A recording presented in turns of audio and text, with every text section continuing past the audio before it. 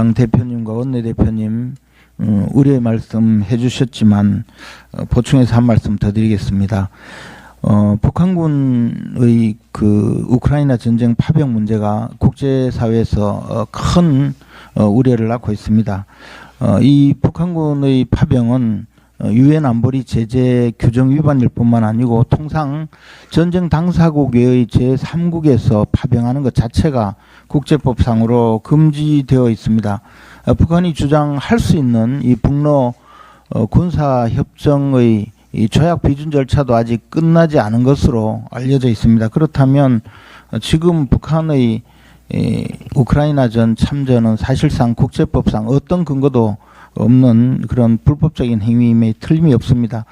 그럼에도 불구하고 우리 정부가 정보 획득 차원에서 정보기관 고위 당국자를 나토 사무국에 파견해서 정보 활동을 하는 것에 대해서 야당에서는 도리어 우리 정부가 우크라이나전에 파병하기 위해서 지금 여러 가지 사전 작업을 하는 것이라고 의혹 제기까지 하고 있습니다. 도대체 우리 민주당은 이 어떤 나라의 정당인지 참으로 걱정스럽습니다. 만약에 북러 조약을 근거로 또는 북한의 파병 자체를 정당시한다면 이 동북아시아에서 특히 한반도에서 군사 충돌이 있으면 러시아 군대 파병의 빌미가 되고 더 나아가서 참전 명분이 될 수 있습니다. 이러한 중차대한 사태임에도 불구하고 지금 민주당은 북한 김정은 편만 들고 있는 것인지 아닌지 국민 여러분들께서 이 사안을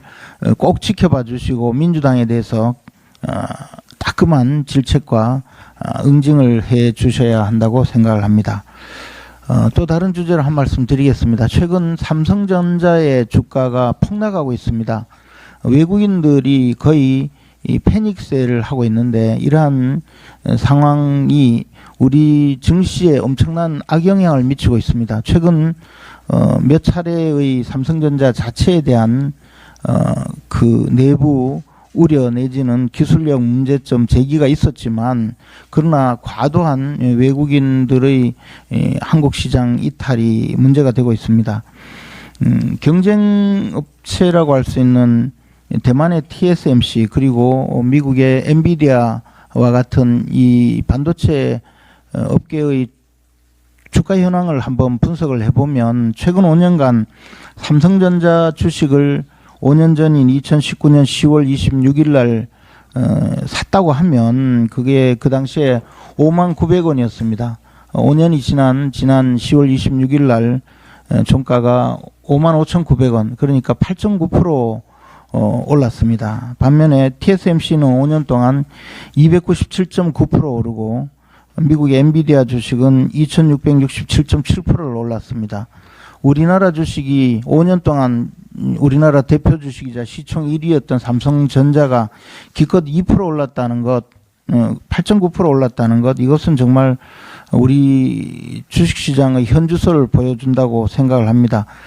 미국과 대만이 반도체 시장의 그 보호를 위해서 어떤 조치를 했는지는 우리가 잘 알고 있습니다. 반도체를 위해서 세제 혜택뿐만 아니라 직접 지원을 하고 정책적으로 뒷받침한 사례가 너무나 크기 때문입니다.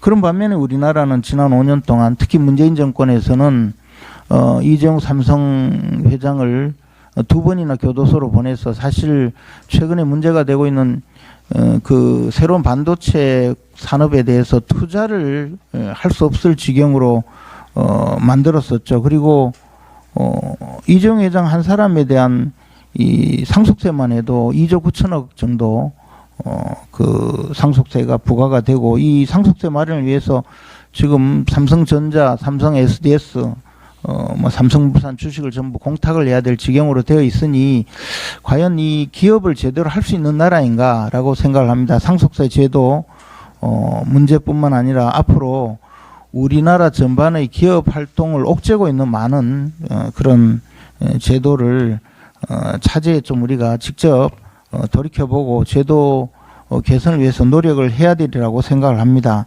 더욱이 지금 연말에 2달 앞두고 있는데 금투세 문제도 전혀 해결을 하지 못한다면 안 그래도 지금 폭락하고 있는 이 우리 코스피 지수, 코스피의 시장에 과연 누가 투자를 하겠습니까?